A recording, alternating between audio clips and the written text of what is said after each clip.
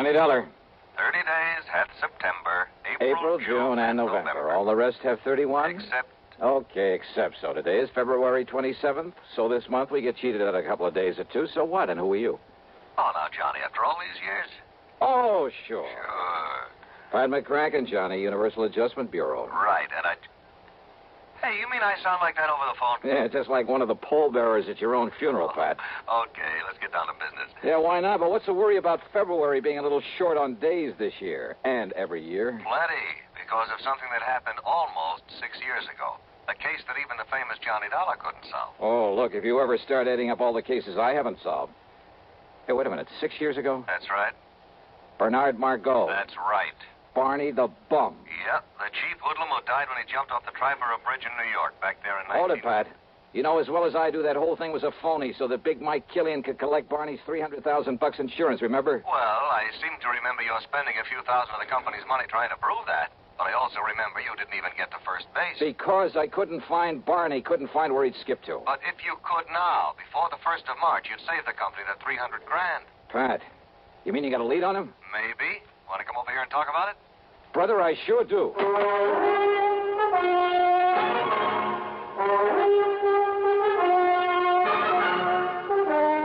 CBS Radio brings you Bob Bailey in the exciting adventures of the man with the action-packed expense account, America's fabulous freelance insurance investigator. Yours truly, Johnny Dollar. Munch, munch, munch a bunch of Fritos. Corn chips, it's not polite to smack your lips, but you can't help it with Fritos. Corn chips, munch, munch, munch a bunch of Fritos. Corn chips. Next time you want something to munch on, try Fritos. They're so crisp, so tasty, so good. You'll see right away why we say Fritos are the corn chips made to munch. Fill a big bowl with Fritos next time you settle down to watch your favorite TV program. Boy, there's contentment in every munch. Munch, munch, munch a bunch of Fritos. Corn chips. Fritos are golden chips of corn, as nutritious as they are delicious. So full of good, crisp flavor, such good-for-you nourishment. They're the ideal snack for grown-ups and children alike. Get a bag of Fritos corn chips today and munch a bunch. Fritos. Fritos corn chips. Munch, munch, munch a bunch of Fritos. Corn chips. And now, Act One of yours truly, Johnny Dollar.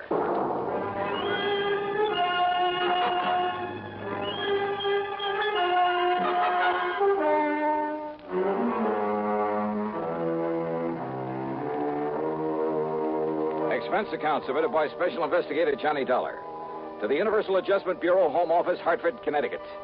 Following is an account of expenses incurred during my investigation of the look before the leap matter.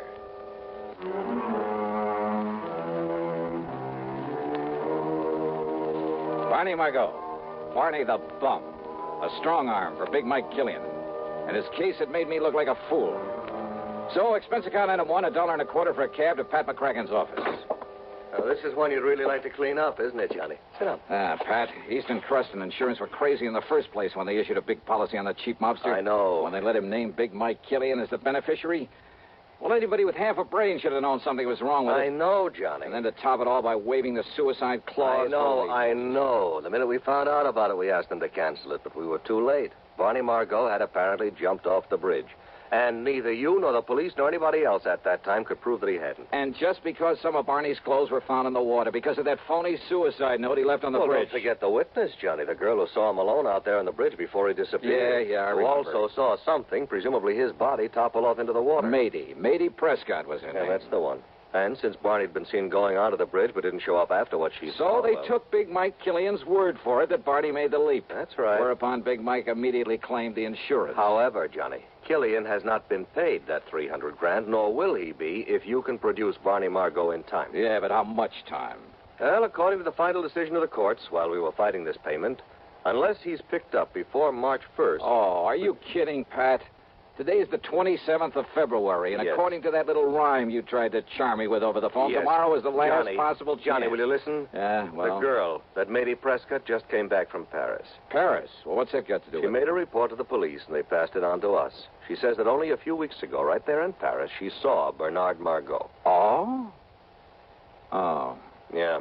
thanks to all the international red tape involved, there's no way we can possibly get him back here in time. Well, even so... What's more, all the proof in the world that he's still alive is no good unless he himself is brought back to New York. Oh, now, wait. Well, that was the decision of the courts. That's the way it stands. Oh, great.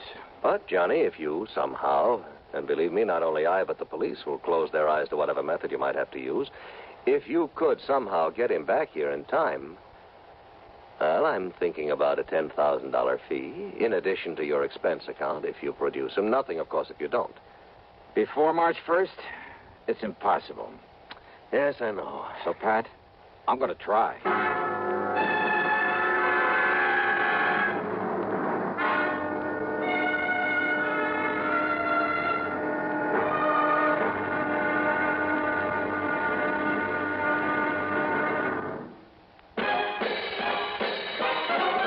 Are you smoking more now, but enjoying it less? Have a real cigarette, have a Camel. The best tobacco makes the very best smoke. Have a real cigarette, have a Camel. Are you looking for flavor and mildness? Have a real cigarette, have a Camel. The best tobacco makes the very best smoke. Have a real cigarette, a real cigarette, a real cigarette, have a Camel. If you're smoking more today, but enjoying it less, try Camels.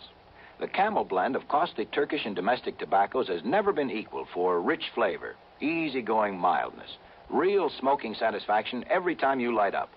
The best tobacco makes the best smoke. Have a real cigarette, a real cigarette, a real cigarette, have a Camel. And now, Act Two of yours truly, Johnny Dollar, and the look before the leap matter.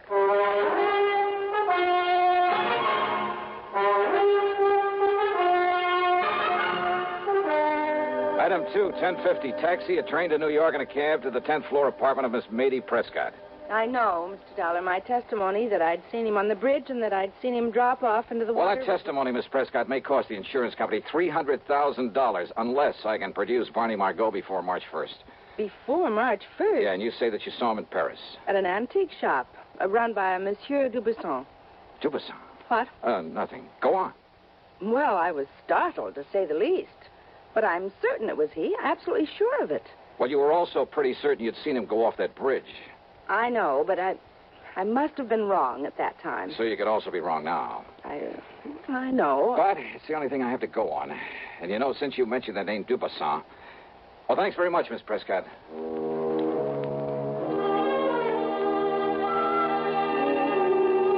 Dubuisson's a fence. They're in Paris. Exactly the sort of character Barney the Bum might tie up with. Perhaps even as a contact for Big Mike Killian.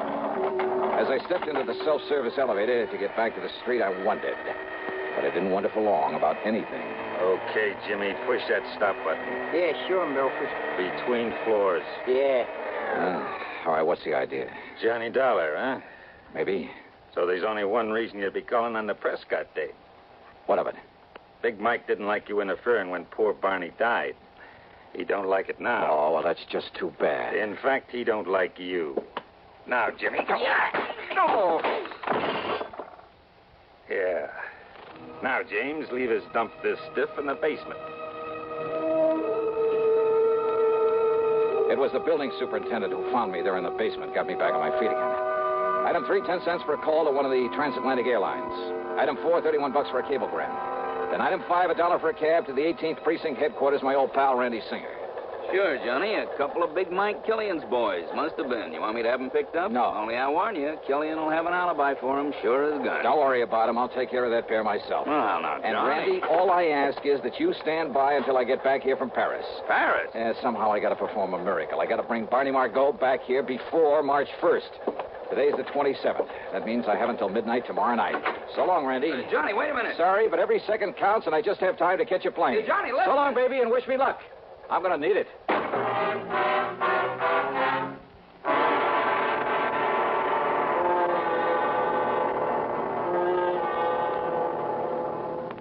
Act 3 of yours truly, Johnny Dollar, in just a moment. Meet star Stuart Irwin. Nothing's worse for an actor than a nasty cold. To feel better quickly, I take wonderful 4-way cold tablets. The fast way to relieve cold distress. Right. Tests of all the leading cold tablets proved 4-way fastest acting. 4-way starts in minutes to relieve muscular pains, headache, reduce fever, calm upset stomach, also overcomes irregularity. Take my advice. For your next cold, take 4-way cold tablets. The fast way to relieve those cold miseries. 4-way, only 29 cents. And now here's a word about another fine product of Grove Laboratories. Does dandruff dull your hair, leave scalp itchy? Get Fitch Dandruff Remover Shampoo and get rid of unsightly dandruff in 3 minutes. 3 minutes with Fitch regularly is guaranteed to keep embarrassing dandruff away forever. Apply Fitch before wetting hair. Rub in 1 minute. Add water. Lather 1 minute. Rinse 1 minute. Every trace of dandruff goes down the drain. 3 minutes with Fitch. Unsightly dandruff's gone. Fitch can also leave your hair up to 35% brighter. Fitch Dandruff Remover Shampoo. And now, Act 3 of yours truly, Johnny Dollar.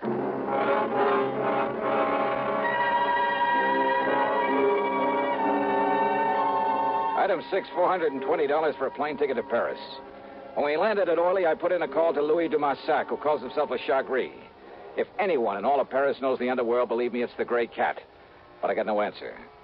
Item 7, then, $2 American for a cab to the so-called antique shop of Francois Dubuisson. It was there that Matey Prescott swore she'd seen Barney Margot.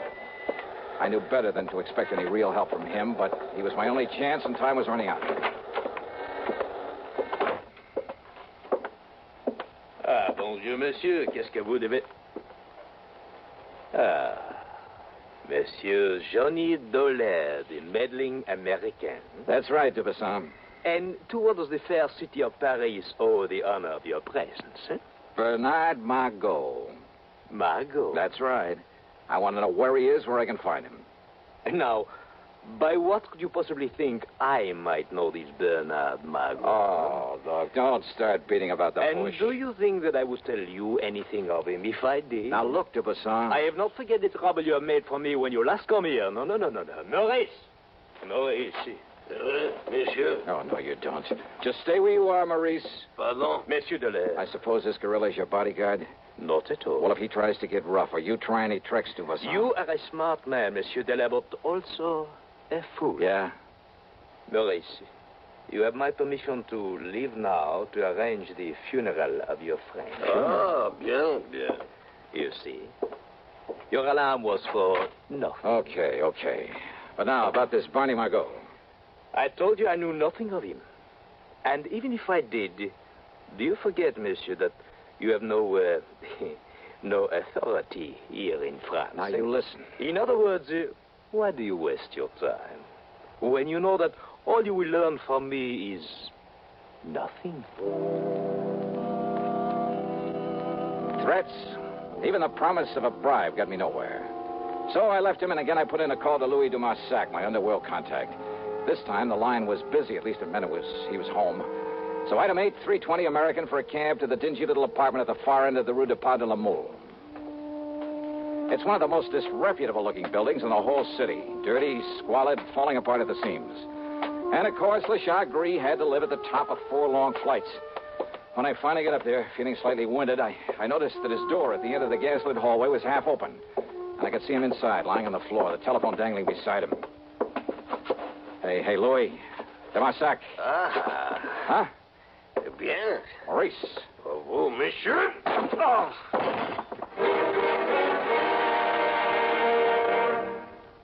Hello, I'm Burgess Meredith. Did you know there are over 3 million persons in America who are hard of hearing and not doing anything about it? Maybe you or some member of your family is hard of hearing. Well, fortunately, I've never had this problem. Some of my friends and family have. Now, a few years ago, your excuse might have been that you didn't want to wear a bulky hearing aid. But today, it's a different story. I've just seen the new Super 60 hearing glasses developed by Mako Electronics. If I hadn't known they were hearing glasses, I would have guessed them to be regular eyeglasses. It's a wonderful way for any hard of hearing person to conceal a hearing loss. There are styles for both men and women. For an interesting free booklet on hearing glasses for yourself or a friend, stop in at Mako or write to Hearing Glasses, CBS, 485 Madison Avenue, New York. Don't wait until your hearing gets worse. It may be too late. Send for your booklet today. Write CBS, 485 Madison Avenue, New York. And now, Act 4 of yours truly, Johnny Dollar.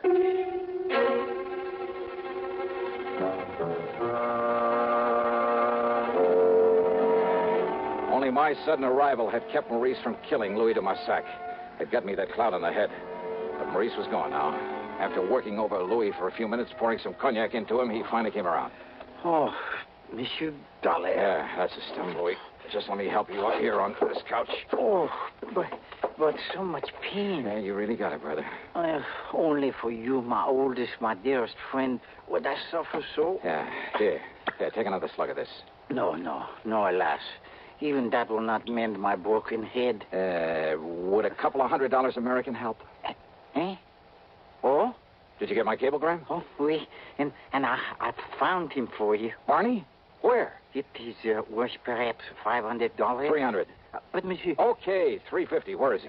But if Monsieur Dubuisson finds out that it was I who took care of Barney Margot... He already knows that I'm here. That's why he sent that Maurice character to arrange for a funeral. Funeral? And he was talking about your funeral. But now, wait.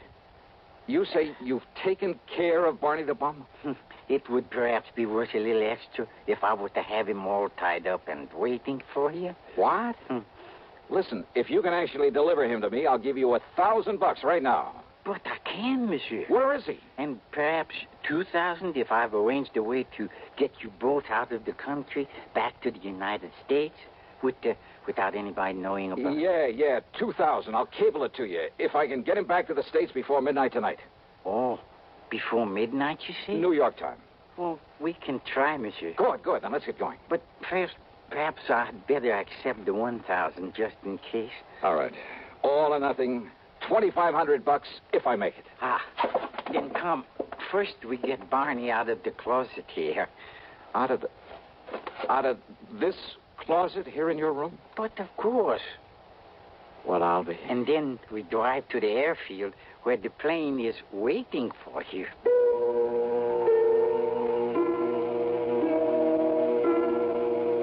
Believe me, we'd never have gotten away with a thing like this back in the States, or anywhere else I can think of, or without the help of the Chagris.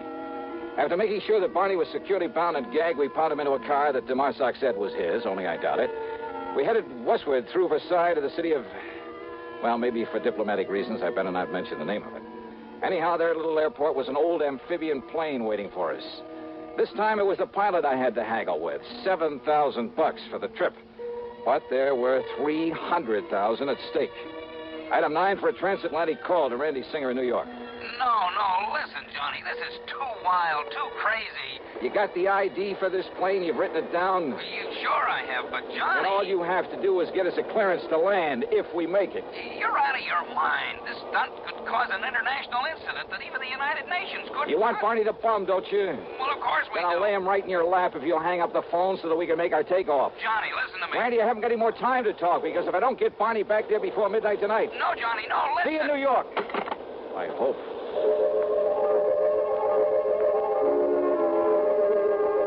Oh, that plane trip was something I'll never forget. Sure, on the ground, the big amphibian looked pretty good. But up in the air, it shuddered and shook like the old crate it really was. And I wondered if she had enough gas aboard. What sort of double talk the pilot used to keep us from being ordered down, I'll never know. Any second, I expected a bunch of fighter planes to start buzzing us. But somehow we made it. And Randy, bless his heart, and I don't know how he did it, Randy got us a clearance to land. Matter of fact, he even had an escort waiting for us to haul Barney off to the clink and take me back to the office at headquarters. Yeah, by some miracle, it all worked out. Except for one thing. But so help me, Johnny, if you ever again try to pull a thing like... You falling asleep again, huh? Just like you did all the way in from the airport. Well, I can't say that I blame you. Mission accomplished, all that sort of stuff. Mission accomplished, Huh? Did you happen to notice what time it was when we sat down at the airport? Sure, right after midnight, 12:07. Just exactly 7 minutes too late. Too late? Rolling in the courts, don't you get Johnny. it, Randy? In order to save the company paying off that 300,000 clams, I had to get him back here before midnight. Last night, February 28th, before the 1st of March. Oh, no, so wait. the fortune I've run up in expenses has to come out of my own pocket. Johnny. And I thought I was going to make myself a cool $10,000 fee. Listen. You were right, Randy. I should have known better. It was crazy. The whole idea was completely crazy right from the beginning. Johnny, will you listen to if me? I had any sense, I'd blow my brains out 7 minutes after midnight. That's right, February 28th. So you've forgotten just one little thing. Yeah. This just happens to be 1960. So what? I had to get that punk back here before the 1st of... Yeah, leap year. Randy. That's right. So today just happens to be the day before the 1st of March, February 29th. Oh, no. You mean I made it after all? You mean I... Oh, no. It's a fact, Johnny. Fact.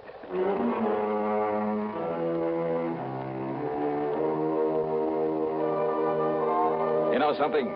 I should have blown my brains out for forgetting that extra day this month, this year. But instead, I'll just take that $10,000 in fees.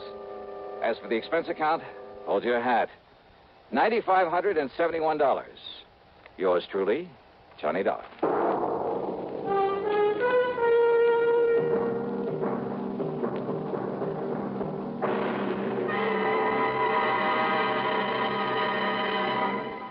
Our star will return in just a moment. Constipation is something people don't talk about much, but it can be a problem for anyone, even doctors. And when constipation occurs, it's interesting to see just what doctors consider important about a laxative they might use or recommend. Well, a majority of the doctors we heard from had this to say. A laxative should be effective, gentle, as close to natural acting as possible, and a medicine that can be used with complete confidence. Now, X-Lax has been popular with many doctors and millions of people over the years because pleasant-tasting chocolated X-Lax is effective. Overnight, it helps you toward your normal regularity. X-Lax is gentle. Next morning, it gives you the closest thing to natural action. And that's why many doctors and millions of people use X-Lax with complete confidence. X-Lax, the laxative that helps you toward your normal regularity gently, overnight. Is X-Lax in your medicine cabinet?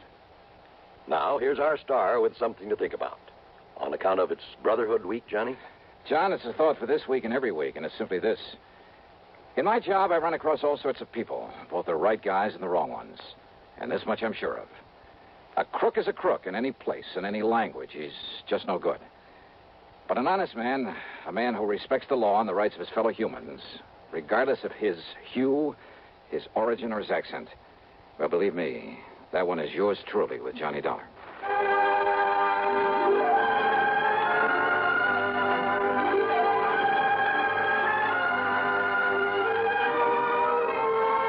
Yours truly, Johnny Dollar, starring Bob Bailey, originates in Hollywood and is written, produced, and directed by Jack Johnstone. Heard in our cast were Virginia Gregg, Lawrence Dobkin, Forrest Lewis, Frank Gerstle, Herb Vigran, and Tony Barrett. Be sure to join us next week, same time and station, for another exciting story of yours truly, Johnny Dollar.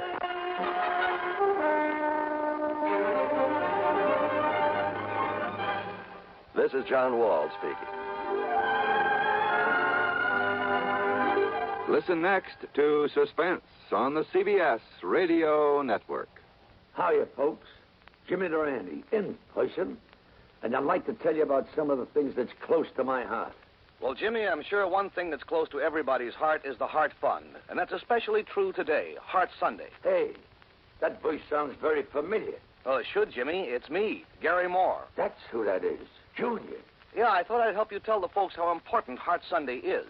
Everybody wants to get into the act. Well, I certainly hope you're right, Schnoz. We want everybody to get into the act to help fight our nation's #1 health enemy, heart disease. And the best way to do that is by supporting the Heart Fund, our #1 defense. You planned to say something like that, didn't you, Jimmy? I did indeed. So, friends, when your Heart Fund volunteer calls on you today, Heart Sunday, remember your dollars will help our scientists develop new and better ways to safeguard healthy hearts and save those that are already afflicted. Come on, folks. Dig deep for your contributions to the Heart Fund. Believe me, it'll do your heart good, too. Radio 59, WROW, with the news service unmatched in the Tri-Cities.